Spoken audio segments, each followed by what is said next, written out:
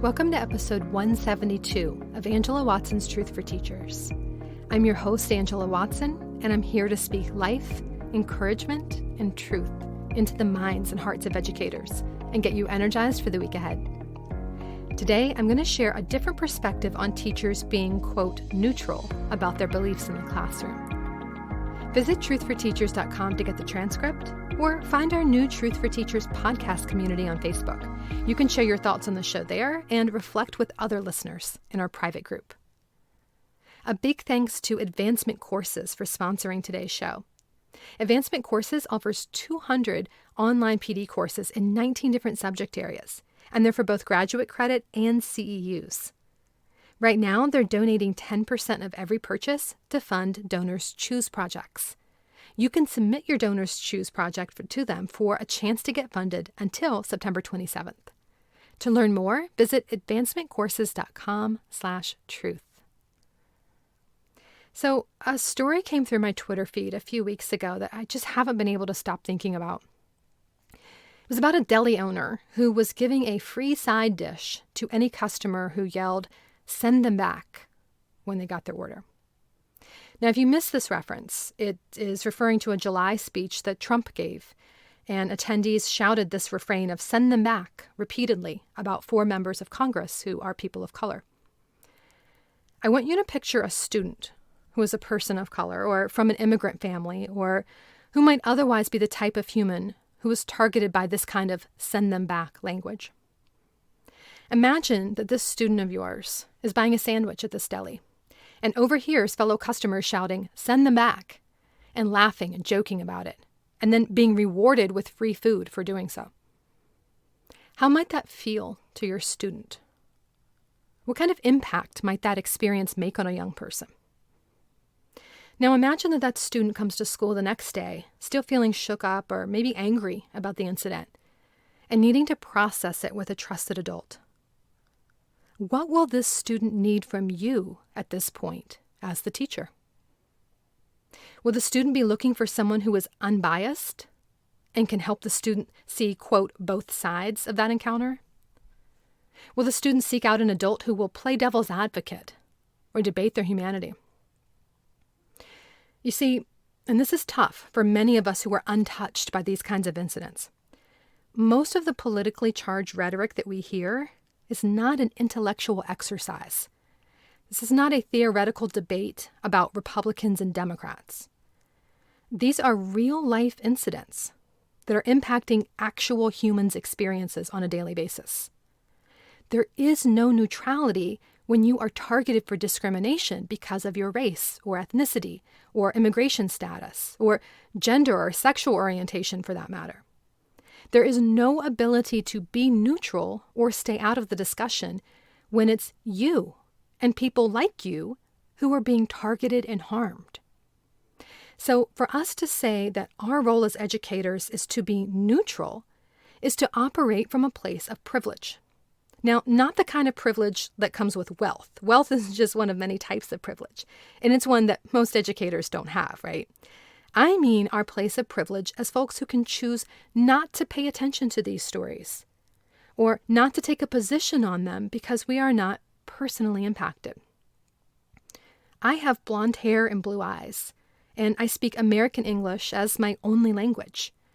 I will probably never have to worry if I will be stopped in my neighborhood by ICE and asked for proof of my citizenship. But that's happening right now where I live in my neighborhood in Brooklyn. Folks are getting on the subway, they're buying groceries, they're going about their daily lives and living in fear of being approached to provide evidence of their citizenship. Imagine experiencing that. Do you carry a passport or a birth certificate with you to the store? Should you have to? What if it gets lost or misplaced by the person who's questioning you? Can you imagine living in that kind of fear on a daily basis as a U.S. citizen? This is happening right now all across our country. But it's not happening to me. It is my privilege to choose whether or not to stay informed on this issue and advocate for those being targeted. And the point that I want to impress on you as a fellow educator is this. If you also have that privilege, use it to advocate for students who don't. Because let's go back to that first example about people yelling, "Send them back," for fun at the deli. If one of your students experiences that, do you think they will feel safe coming to talk to you about it? Don't think for a moment that kids from marginalized groups aren't highly attuned to which adults in the school will be empathetic and who will attempt to stay neutral. Do you think this student will come to you if you've tried not to express an opinion on issues of discrimination? Will this young person want to confide in you if they're not sure how you feel about racism or immigrants? This is going to be a hard truth for some folks to swallow, but I'm going to say it anyway, because if it's a wake-up call for even one educator, then it is worth all the flack I'm going to get for saying it. If you have kids from marginalized groups in your school, and you don't hear them talking about what's happening in our country right now, it may not be because they aren't impacted. It might be because they don't see you as a safe person to whom they can express their feelings and experiences. We can't pretend that our students are too young to understand or don't have any idea what's going on. When I taught pre-K, I had 4-year-olds express fears about police brutality and tell horrifying stories about things that they've witnessed. Policing methods and how the criminal justice system operates are just 2 examples of political issues that touch the lives of even the smallest children in some cases. Just because they didn't touch my life as a child doesn't mean that isn't a reality for other kids. Now, we don't necessarily have to directly address those topics and do this formal lesson between nap and snack time.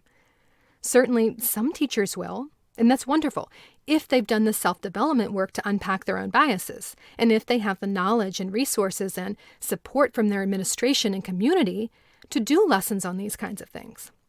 But that's not the case for most teachers. What I'm advocating for is simply this as a starting place. For we as educators to question the belief that neutral is the only ethical position for us to take, and interrogate whether being neutral is even possible. Staying neutral is something that we've all been told to do as teachers, either directly or indirectly. You don't take sides, you don't push your beliefs on kids. But we have to unpack that conditioning when we see that it is harming children and leaving them vulnerable to abuse and bullying. Who benefits most from a, quote, neutral teacher who won't condemn discrimination? Who is harmed by a neutral teacher who won't condemn discrimination? Just sit with those questions for a bit. Reflect on how they apply to your teaching context and the community that you teach in. Do you have to tell kids who you voted for? No. Do you need to identify as Republican or Democrat? No. Should you force your personal beliefs on them? Again, that's not what we're talking about here. You do need to pay attention, though, to what's happening in our country. You do need to be well informed about the lived experiences of marginalized groups of people. You do need to recognize discrimination and speak out when it occurs. Or to put it more simply, if someone shouts, "Send them back" at our students, we need to take an unequivocal stand and say, that is not okay. This is not being partisan. It is being a decent human being. Any person of any political persuasion should understand that protecting a child from bullying and hate speech is the right thing to do. If you feel like you can't do that and still keep your job, then really, is that job worth having? Truly, if we can't defend our students and protect them from cruelty, then why even be in education to begin with? What are we doing this all for? If we want kids to grow up to be kind and thoughtful and inclusive and courageous, how can we possibly opt out of our biggest opportunity to model that? I want to emphasize that this work is important even if, and maybe even especially if, the majority of your students aren't impacted by discrimination or prejudice. Are you prepared if one of your students echoes talking points they've heard, like "send them back"? What if one of your kids makes a derogatory remark about someone's religion or gender? Are you prepared to notice and respond to that if and when you hear it? I encourage you to think about possible responses that are appropriate for your teaching context and consider those things now so that you're not caught off guard. We know instances of harassment and bullying are on the rise in schools all over the country. What will you be prepared to say and do when you witness something like that in your school? Teaching itself is a political act. We have to move beyond the idea of political ideology as something that only shows up in the voting booth. We need to get real about the fact that teachers cannot disguise their worldview. Your ideology impacts almost everything about how you see your students and interact with them. It shapes your views on race and gender. For example, if in your worldview, girls and boys have innately different traits and innately different roles to play in society, you will subconsciously reinforce those beliefs in your classroom. Your ideology impacts what you think about the role of authority figures. Do they require deference and respect simply because they're in a position of authority? Can authority figures be questioned? How can they be questioned? Your entire belief system around power dynamics will impact the very fabric of your classroom community. And what kind of relationships you have with your students, whether they can question you, what kind of role they see you playing as the leader of your classroom. Another example, I've seen teachers push back on the idea of communal school supplies because they believe that the kids who bring in supplies shouldn't have to share with kids who don't. They might not make this connection, but that's because of their worldview. They have a worldview that places the onus on individuals to ensure availability of their own resources, rather than a worldview that places the onus on communities to work together to ensure that everyone's needs are met. Yes, I am saying that something as mundane as how you respond to students not having a pencil in class is shaped by your belief system. Your political ideology also impacts what you see as being the root causes of poverty, and therefore it impacts how you treat kids and families in underserved communities. You see how my subtle word choice here reveals my ideology? I don't see these communities as being, quote, bad neighborhoods. I see them as places that are under-resourced and underserved. And this shifts how I talk about them and where I place the onus of responsibility. I know the history of redlining and systemic discrimination and the government's role in creating these communities to begin with.